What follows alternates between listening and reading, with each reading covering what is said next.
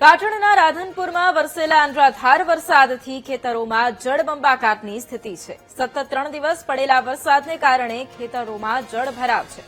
વૈદાશપુર અને ગોતરકા સહિતના ગ્રામ્ય વિસ્તારોમાં ખેતરો બેટમાં ફેરવાઈ ગયા છે। ખેડૂતોએ વાવેતર કરેલા કપાસ, અડદ, મગ અને બાજરીના પાકને નુકસાન થયું છે।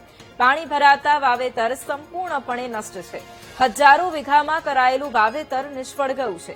ખેડૂતોની આર્થિક સ્થિતિ કફોડી બની છે। જગતના તાતે સરકાર પાસે સહાયની માંગ કરી છે। તો પાટણના રાધનપુરના આ દ્રશ્યો છે કે જ્યાં ખેતરોમાં જળબંબાકારની સ્થિતિ આપ જોઈ રહ્યા છો। સતત 3 દિવસ વરસાદ વરસ્યો હતો અને ખેતરોમાં પાણી ભરાઈ ગયા છે। વૈદાશપુર અને ગોતરકા સહિતના જે ગામો છે ત્યાં ખેતરો બેટમાં ફેરવાઈ ગયા છે। ખેડૂતોના પાકને પણ નુકસાનની ભીતિ છે। કપાસ, અડદ, મગ અને બાજરીના પાકને નુકસાન થયું છે। અને આજ મુદ્દે સંવાદદાતા ભરત ફોન લાઈન પર છે। ભરત, પાટણના રાધનપુરમાં વરસાદ વરસ્યો હતો, વરસાદે વિરામ લીધો, પરંતુ ખેડૂતો મુશ્કેલીમાં મુકાયા છે। શું સ્થિતિ?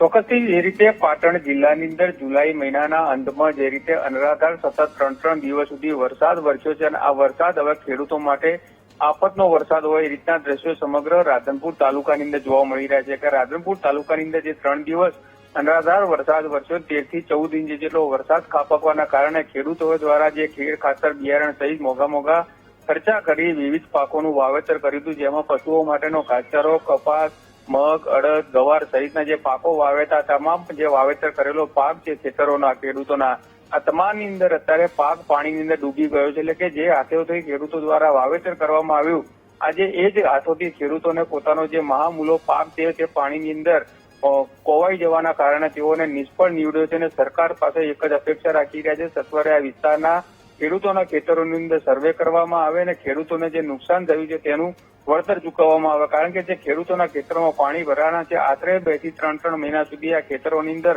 પાણી ઓસરશે નહીં, જેના કારણે ખેડૂત છે તે ખેતીથી વંચિત રહેશે। એટલે સત્વરે આ વિસ્તારની અંદર સર્વે કરવામાં આવે અને તાત્કાલિક આ વિસ્તારના ખેડૂતોને સહાય ચૂકવવામાં આવે, જેથી આગવી જે ખેડૂતો છે તે ખેતી કરી શકે। બિલકુલ, આભાર ભરત તમામ જાણકારી માટે।